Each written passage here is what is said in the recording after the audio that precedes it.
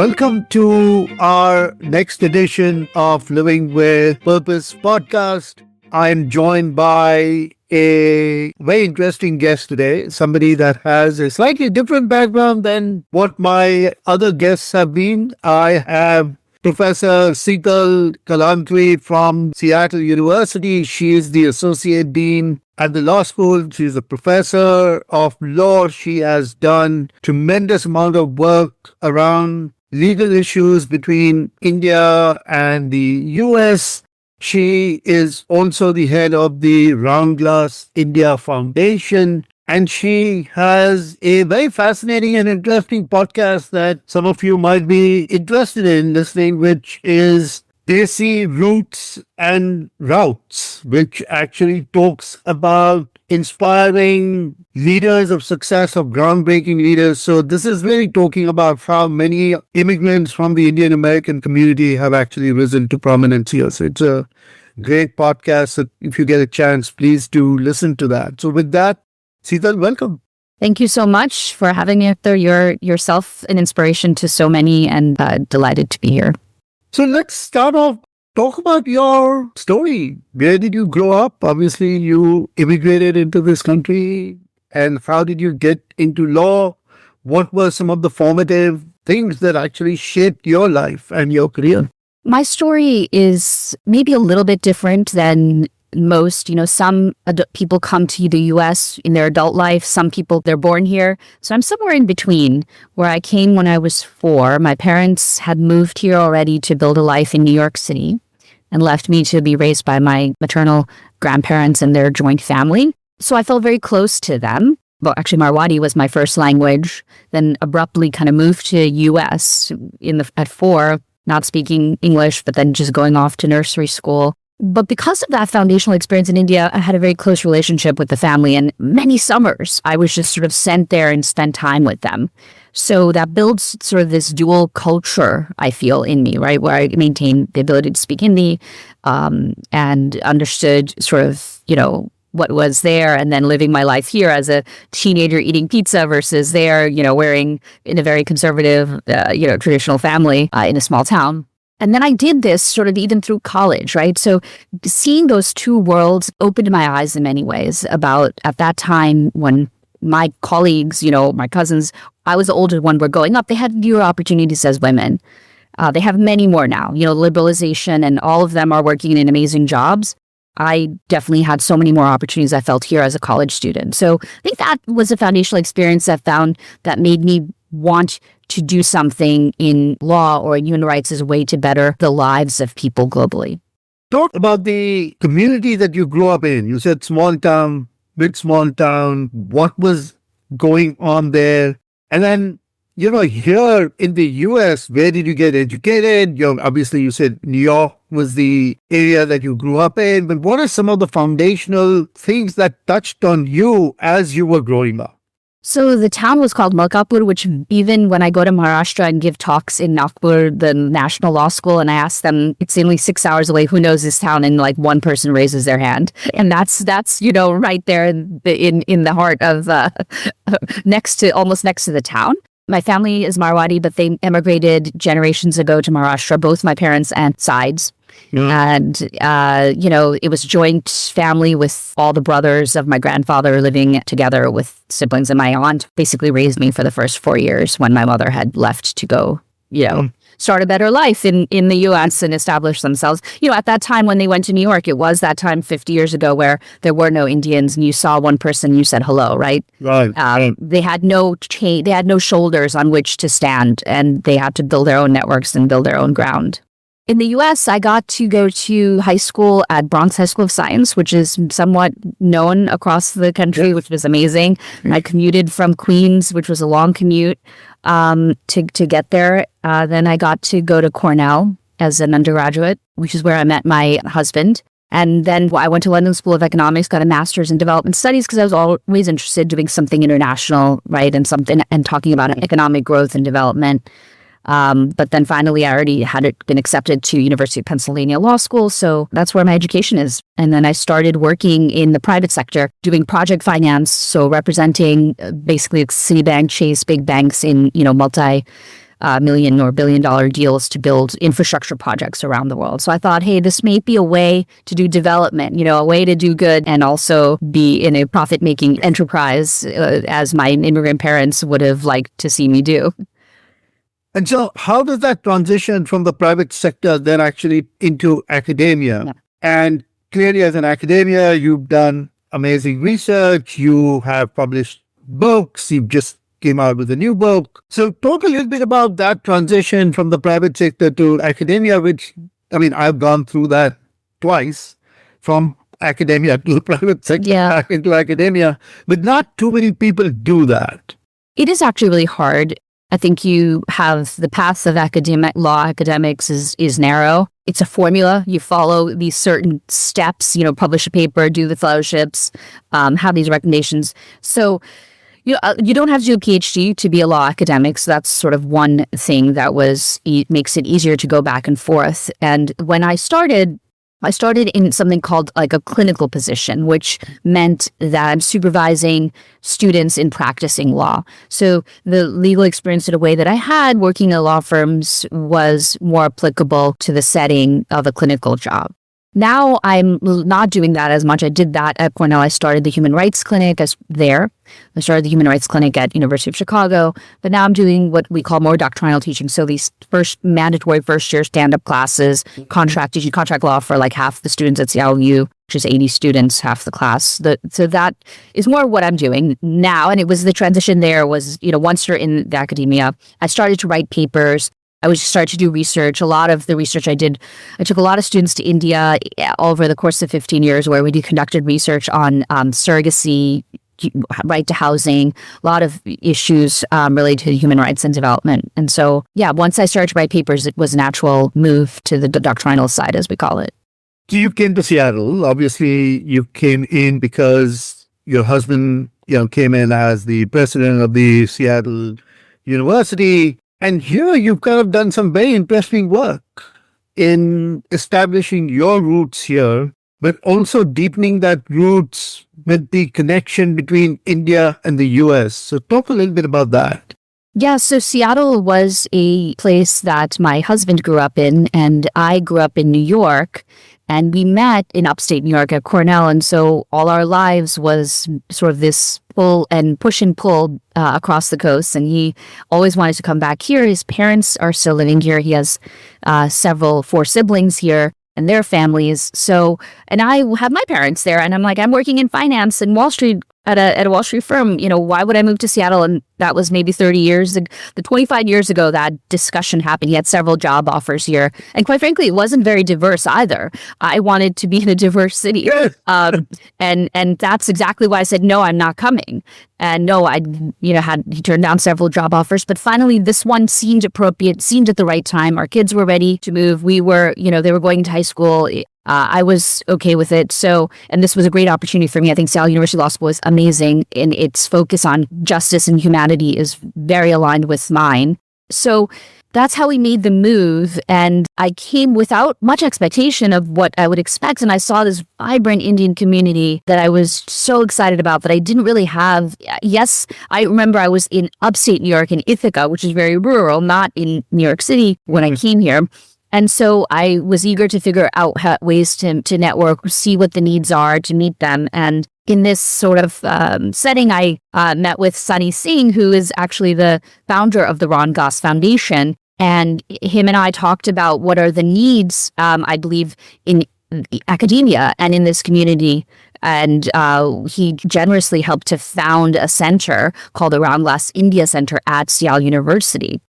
What I think that there needs that I think we can fulfill, which is to educate, from as much as we can, a non-ideological, non-biased, give people the facts from multiple perspectives, which as an institution of higher education, we are more able to do than other places can do. To educate ourselves about what's happening here in India, but in the United States, and how we might activate from that knowledge, rather than just being content, okay, we're making enough money and nothing matters. But really, politics matters.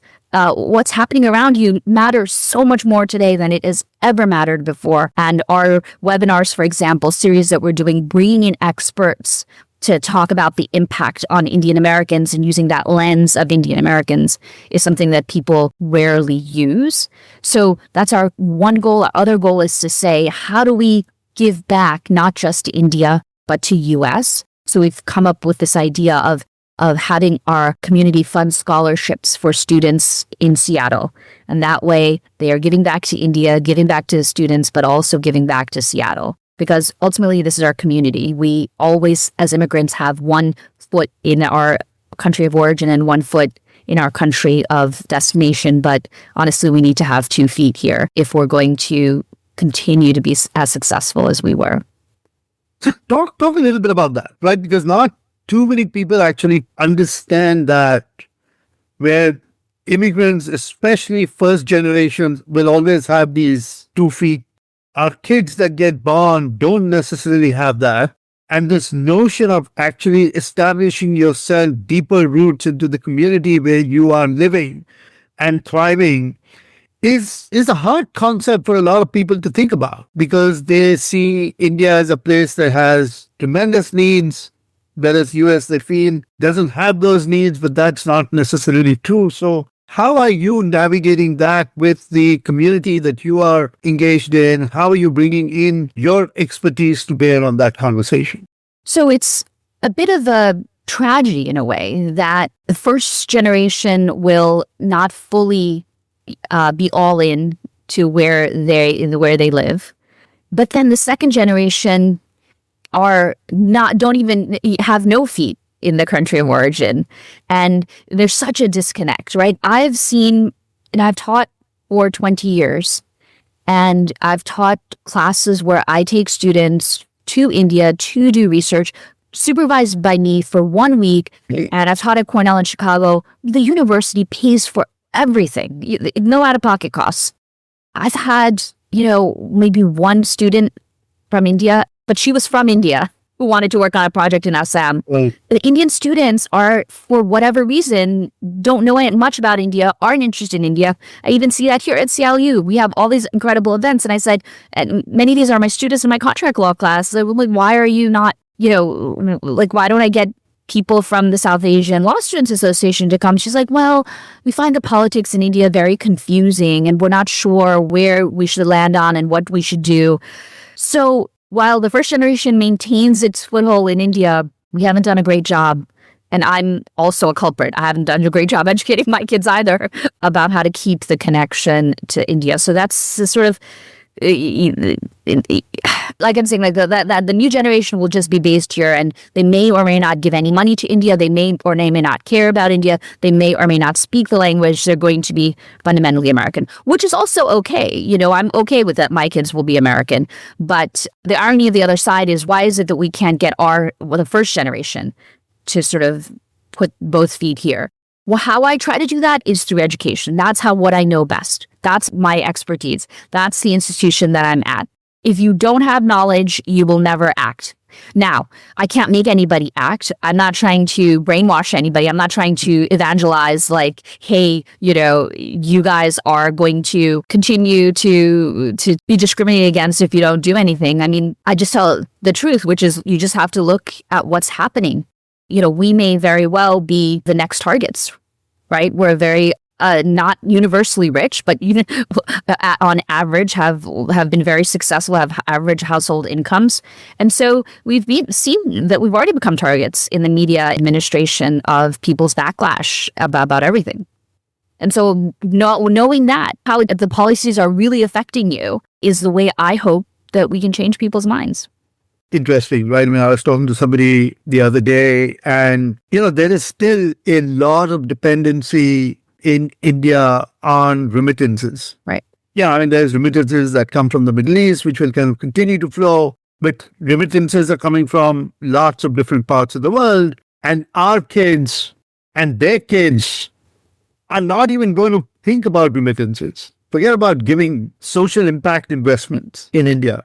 Because their parents are not there, they don't know who has the needs. So this is going to have a significant impact. So unless, your program at the Brown Glass India Center, I think, kind of continues that conversation, the dialogue between these two countries amongst different leaders that are actually coming back and forth. And your podcasts, I think, are just very interesting ways to kind of continue to ignite that conversation. So I really appreciate that. Let me just turn a little bit and just talk a little bit about the theme of the podcast is living with purpose, and how purpose has been important to you, and how finding your why has allowed you to function effectively, and especially when times get tough. I love your podcast theme. I think that it's something that almost every student, everyone who is younger is trying to figure out their purpose. And I do a lot of talking to many students about this. And what I say, because they say, I don't know what kind of law I want to do. I don't know what I want to do later with my life. And, part of finding what your purpose is trying many different things and shifting gear if it doesn't work, if you're lucky to do so, which is what I was able to do. I didn't find my purpose in working at 7 years at major global law firms in New York and DC. I tried doing corporate finance. I did M&A. I did litigation. I did bankruptcy. I did pro bono stuff. So there I just said, this is not the place I necessarily want to be. I don't get excited about, $1 billion transferring hands. It was lucrative, extremely lucrative. I sometimes end my class with this saying, you have to follow your heart. And the way I end it, and maybe it's a shocker to them, I said, look, I make the same 45 years later, because the starting salaries are so high for first-year associates at these law firms, including bonuses, but I'm happy. I would not have been happy. I was not happy. I wake up every day excited about what I do. I wake up every day using my brain in the way that I want to use it. I'm reading what I want to read. I love to teach as well. I love to explain things to students. I love to see students developing their analytical skills and becoming lawyers and using it for good, which a lot of people do at Seattle University. We as immigrants don't think, let's become professors. We just think, let's make money and build more selves, right? So opening up that option, I was very fortunate to be able to shift gears and then find my purpose. You've said something that is actually very, very interesting and important. I've not thought about it that way, even though I do a lot of work on purpose and the importance of purpose. So let me just kind of re-articulate that. What you're actually saying is that purpose allowed you to go deeper into the effectiveness of how you're utilizing your brain. And that effectiveness of utilizing your brain actually does release chemicals that makes you much more content in what you do. So there is this transition that takes place. And purpose doesn't necessarily mean you don't make money. I want to make sure that our listeners understand that. But in any job that you do, if you discover the element of purpose, it actually allows your brain to function far more effectively in what you're doing. And then that helps lead to contentment and meaning. And I think for young listeners, it is really important to do that. One of the things, Sital, I do is I actually work with students and executives and others to actually get them to articulate their purpose and then figure out how they're actually going to use it. So at some point, we should actually come and do it with your students. That'd be great. Yeah. So let me try and see if I can get you to share one more piece around how purpose actually allows you to show up when times get tough, right? You were making difficult decisions about moving, and I'm quite sure that in your career, everything has not been a hockey stick curve, or in your life. And how have you actually looked at purpose allowing you to get fulfilled and content? So I also do want to just emphasize, I feel very, very fulfilled physically, economically, like I don't want for anything, right? Yeah. And what my point is just that don't pursue just money, pursue what makes you happy. Then answering your question, I think that's what to me is some alignment with purpose, is you figure out the things in a way, it's a selfish way to think about it. What gives you contentment? And it's in a way very like Bhagavad Gita-ish. My dad always says it, like, don't do something, give not because you feel that, you're helping others, give because it makes you feel good. Or do these things. My mom is working around the house all the time at this age because she loves to cook. Do it for you're doing it for yourself, he tells her, not as much for others. So purpose is that what is going to give you joy to see changes, to go and meet women in villages that, and see how I might make their lives better. That gives me joy. And that's my purpose.